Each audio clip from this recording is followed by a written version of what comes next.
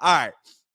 Cole, how about you get us started with the topics of our actual show today? We recap what we thought were big headlines in the National Football League in week 2, but obviously some bigger storylines between players and media.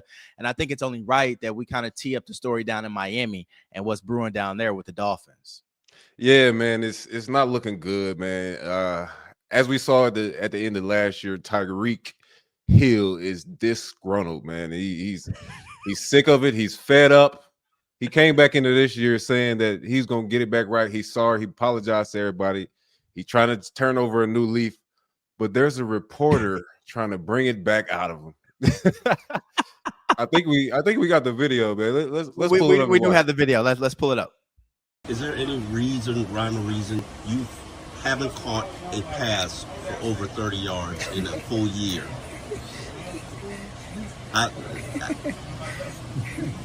You trying to piss me off today? No, I'm not trying to piss you off. I'm just trying to ask you what is going on, because we see the speed is there, Yeah. but are the throws there? I don't know, bro. I'm like I said, I'm just grateful to be here, bro. I love my job, bro. Hey, it'll come.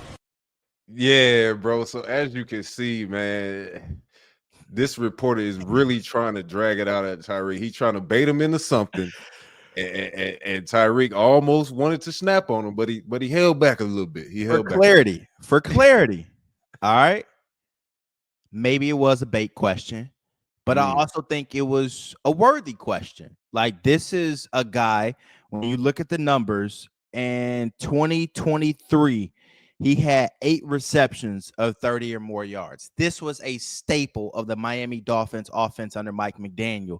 Speed kills. You give your guys the ball in space, run some slants, let them take it to the crib.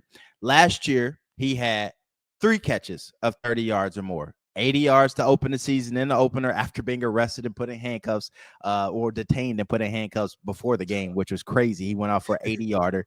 And then he had 2 30-yard catches. So after that reporter's question in week 1, though, prior to the week 2 game, he had not had any 30-yard receptions this season. One game. He came out, had a 47-yard reception. So maybe the media worked and it helped Tyreek.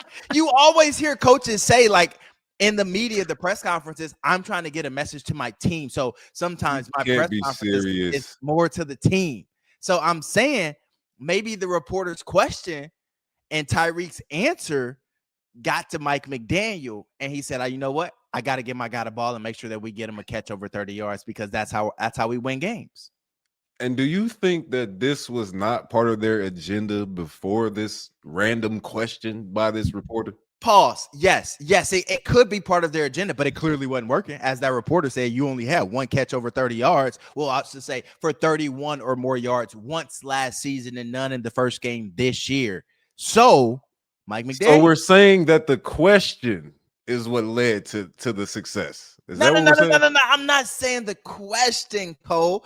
Look, stop trying to lead me down the wrong path right now. All I'm saying is that maybe the question and answer and Tyreek's politically correct answer motivated the coaches and Tua Tagovailoa to say, let me make sure I get my guy the ball. Look, man, let's just talk about the question for a second, man, and the follow-up question and the tone of the question. It's just like, bro, what do y'all expect us to answer these questions? Like, how do you expect us to answer these? The truth. You want something that's going to lead to a rift in that locker room. You want something that's going to lead to me calling out my quarterback and putting him under fire. You want something that's going to have me getting side-eyed when I walk in.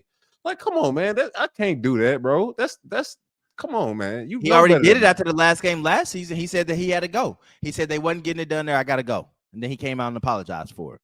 Exactly. So he doesn't want that type of situation to arise again where I got to be apologizing to people and walking back what I say. Look, man, stop it. You about to make me mad. Chill out. But is it not the truth, though? Is it not a valid question? Like, what's wrong with this offense? It's the truth, but it's the way in which some of these questions are brought up and secondary questions and the tone of it. Bro, you're obviously trying to get me to throw my quarterback under the bus, bro. If you have a narrative already about Tua's not being who Tua should be, then write it yourself. Stop trying to get me to write your story. Sometimes you just need a quote to verify your story. You ain't getting it from me, man. Move around. Move around. I'm just saying, Cole, like, look, he took a politically correct answer, but I think the reporter was a fact. The Dolphins offense succeeds on a higher level when Tyreek Hill is getting long catches and long touchdowns. They have not been getting that. They've been doing bad. That's fair. So who's going to ask the hard questions?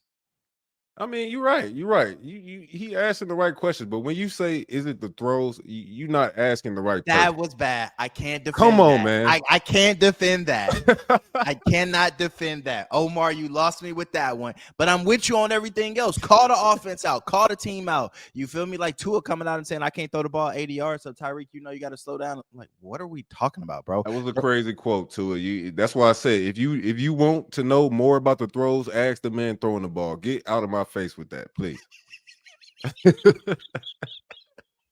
Come on, man. He said, "Don't bring none of that drama my way." No, I'm just the guy catching the ball and running the routes that's called. I feel you on that. All right, I feel you on that.